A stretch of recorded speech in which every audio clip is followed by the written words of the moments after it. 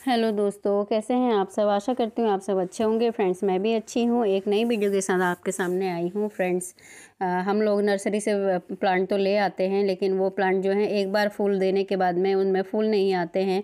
और क्या कारण है, इसी बात पे मैं बात करूँगी। आप किस तरह से नए प्लांट से अधिक फ्लावर ले सकते हैं, जिससे कि वो सुंदर भी रहें और काफ़ी दिनों तक आपके गार्डन में रहें। फ्रेंड्स, ये जो गुलदाउदी का प्लांट है, ये बहुत ही प्यारा फ्लावर प्लांट है। विंटर में ज़्यादा फ्लावरिंग करता है, परमानेंट प्लांट है और बहुत सारे कलर्स में आता है। आजकल ये बहुत नर्सरी में मिल रहा है, 10 से 15 रुपए के बीच में मिल रहा है। आपके यहाँ भी इसी तरह का मिल रहा होगा और बहुत ही कम केयर में चलता है और भर भर के फ्लावर देता है। आपके गार्डन में हमेशा बना रहता है और फ्लावरिंग इसकी मई तक, जून तक भी होती है। फ्लावर थोड़े छोटे हो जाते हैं, लेकिन फ्लावरिंग होती ही रहती है। फ्रेंड्स, बात करेंगे कि किस तरह से इनको सेव करना है और किस तरह से इनसे ज़्यादा फ्लावरिंग लेनी है। लोग कहते हैं कि एक बार लेने के फ्लावर आने के बाद में फ्लावर ख़राब हो जाते हैं, उसके बाद फ्लावर नहीं आते हैं, तो क्या कारण है, इसी बात पे बात करूँगी। फ्रेंड्स, सबसे पहले तो देखिए कि अगर जैसे भी हम कोई प्लांट लगाते हैं तो फ्लावर जैसे उनके स्पंड हो जाते हैं, उनकी जो है वो कटिंग करना बहुत ज़रूरी है। उन प्लांट को कटिंग करके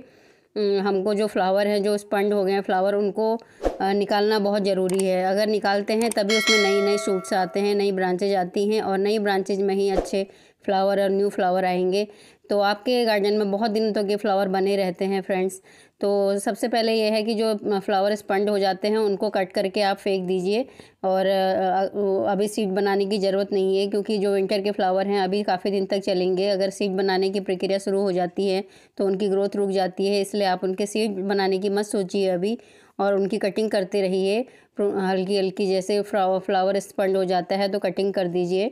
ये सब कटिंग से लगाए हुए फ्लावर हैं। कटिंग से आप बहुत सारे फ्लावर लगा सकते हैं। जो गेंदा होता है उसको आप पूरे साल रख सकते हैं। जो फ्लावर स्पंड हो गए हैं उनको कट करते रहिए और आपके जो नए सोर्स उसमें बनते रहेंगे और पूरे साल आपको पूजा के लिए फूलों की कमी नहीं पड़ेगी। जो गुलदाउदी है उसका भी यही है। गुलदाउदी को आप कट कर दीजिए अभी, और इसके फ्लावर जो है वो आपको मिलते ही रहेंगे। फ्रेंड्स, ये देखिए वेरीगेटिंग वाला प्लांट है। देखिए किस तरह से पहले इसके फ्लावर येलो होते हैं, फिर इसमें रेडिश कलर आता जाता है।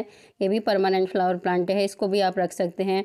और एक पॉट में 2 प्लांट भी आप लगा सकते हैं अगर जगह की कमी है, पॉट की कमी है। देखिए 2 कलर भी बहुत अच्छे लगते हैं, तो आप ये मत सोचिए कि 2 कलर लगाने से अच्छा नहीं है। फ्रेंड्स, इस तरह से जब आपके फ्लावर सूख जाते हैं तो उनको कट करना बहुत ज़रूरी होता है, जिससे कि प्लांट की जो एनर्जी है वो ख़राब नहीं होती है, वेस्ट नहीं जाती है।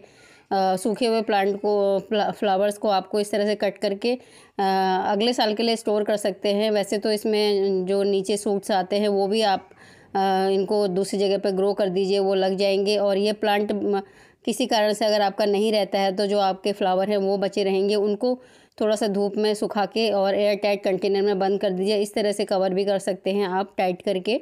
तो अगले साल आप जब सीजन आएगा तो उससे पहले आप इनको सुखा लीजिए, फिर उनको बो दीजिए। और ये जो बेबी सूट्स निकल रहे हैं इनको भी आप कहीं स्टोर करके दूसरी जगह पे लगा सकते हैं, जहाँ पर इनको आने वाले टाइम में गर्मी का प्रकोप और बारिश का प्रकोप ना हो।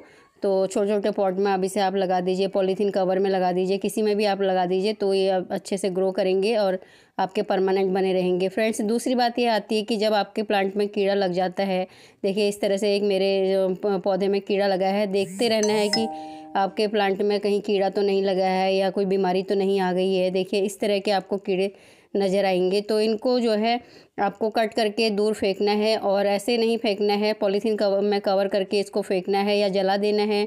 जो अगर किचन वेस्ट बनाते हैं तो उसमें बिल्कुल भी ना डालिए, जिससे कि आपका किचन वेस्ट जो है कंपोस्ट ख़राब हो जाएगी। तो ये काम बहुत ज़रूरी है कि जो ख़राब फूल हैं बीमारी वाले उनको दूर रखना है। फ्रेंड्स, उसके बाद प्रूनिंग की बात आती है, कैसे हम अपने प्लांट को बोशी बनाएं। देखिए इस तरह से कोई भी नया प्लांट आप लाते हैं तो उसकी पिंचिंग करते रहिए, जिसको हम पिंचिंग कहते हैं ना। ऊपर की जो टिप होती है उसको आप कट कर दीजिए, तो वो नए नए सूट्स निकालना शुरू कर देता है और आपका जो प्लांट है बोशी बनता है। और बोशी रहेगा तो फ्लावर भी ज़्यादा आएंगे और आपको आपका जो पॉट है वो भरा रहेगा। तो इसलिए इनकी जो पिंचिंग है और उसको करना बहुत ज़रूरी है। आप ये ना सोचें कि ये नया प्लांट है, इसकी पिंचिंग नहीं करनी है। तो इस तरह से आपको पिंचिंग करोगे तभी आपका जो प्लांट है वो बोशी बना रहेगा। तो आपको हर पौधे की पिंचिंग करनी है, जो भी फ्लावरिंग प्लांटें हैं उनकी पिंचिंग करनी है। उसके बाद आती है कि जो फ्लावर स्पंड हो गए उनको निकालना बहुत ज़रूरी है। इस तरह से आप उनको निकालेंगे तो आपके प्लांट में नए नए सूट्स आते रहेंगे और जो है नए फ्लावर आते रहेंगे, काफ़ी दिनों तक आपके फ्लावर आएंगे। नहीं तो अगर आपने नहीं निकालेंगे जो स्पंज वाले फ्लावर जो है उनको, तो जो आपका प्लांट है वो अभी ख़त्म हो जाएगा। देखिए जैसे मेरे इसमें सीड बनने लगे हैं, अगर मैं इनको नहीं निकालती हूँ तो मेरा प्लांट अभी ख़त्म हो जाएगा। और अभी तो बहुत ज़्यादा विंटर का टाइम है, तो देखिए इस तरह से इनको पूरा ही निकाल दूँगी मैं, जिससे कि इसमें नई ग्रोथ हो जाएगी। सीड बनने नहीं देना है। अगर सीड बनने की प्रक्रिया शुरू हो जाती है तो प्लांट क्या है, पूरी एनर्जी जो है अपने सीड बनाने में लगा देता है और वो जो प्लांट जो है आपका एकदम से मर जाता है धीरे धीरे। तो जब आपको सीड की ज़रूरत हो तो 1 हफ्ते 2 हफ्ते पहले, जब विंटर ख़त्म होने वाली होगी तो उससे पहले आप उनको छोड़ दीजिए। जितने भी आपको प्लांट में सीड लेने हैं तो वो आप सीड सुखा सकते हैं, बना सकते हैं अगले साल के लिए। फ्रेंड्स, उसके बाद आती है बात कि मिट्टी को थोड़ा सा लूज़ करना है, ढीला करना है, तभी हमारे जो प्लांट हैं अच्छे से ग्रो करते हैं। मतलब कि हल्की हल्की गुड़ाई करते रहनी। जो भी फ्लावरिंग प्लांट हैं उनकी आपको इस टाइम पे गुड़ाई करनी है।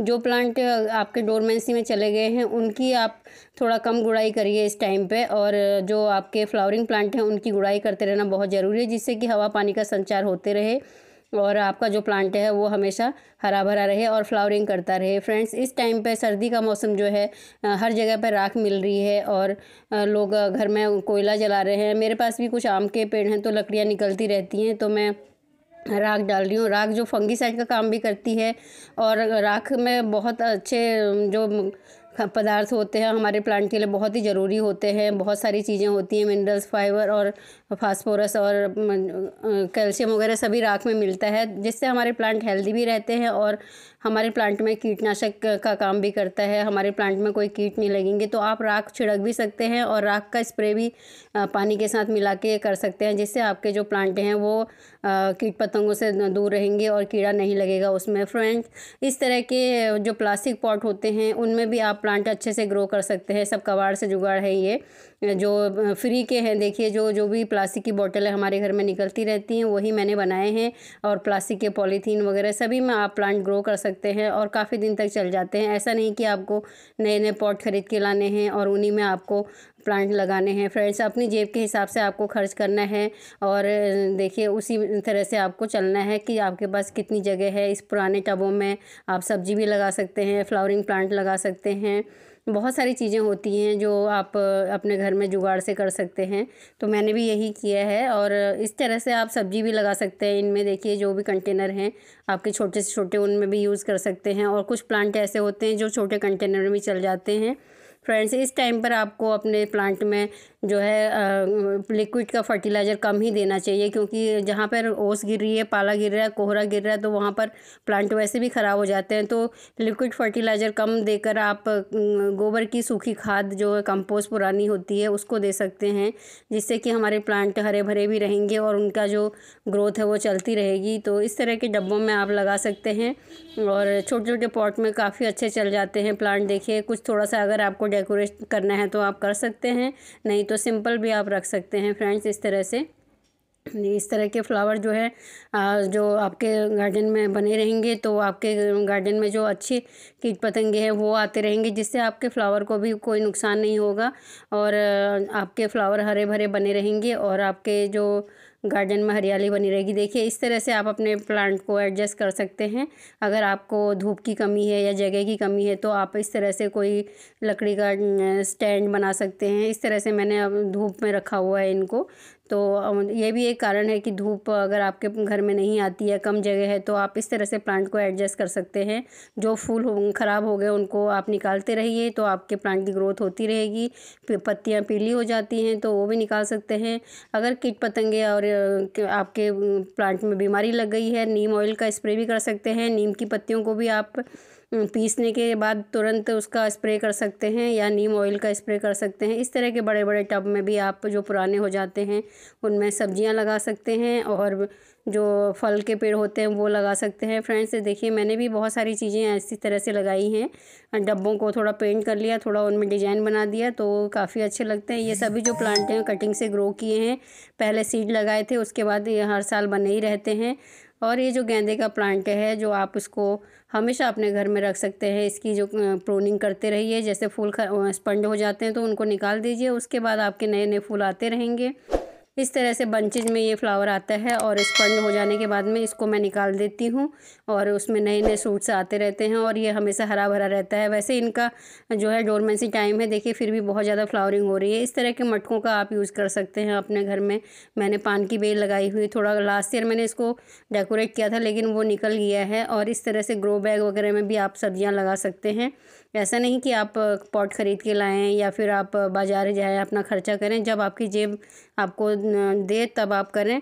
वीडियो पसंद आए तो लाइक कीजिएगा, नए हैं तो चैनल को सब्सक्राइब कीजिएगा। फिर एक नई वीडियो के साथ आपके सामने आऊँगी। Bye bye.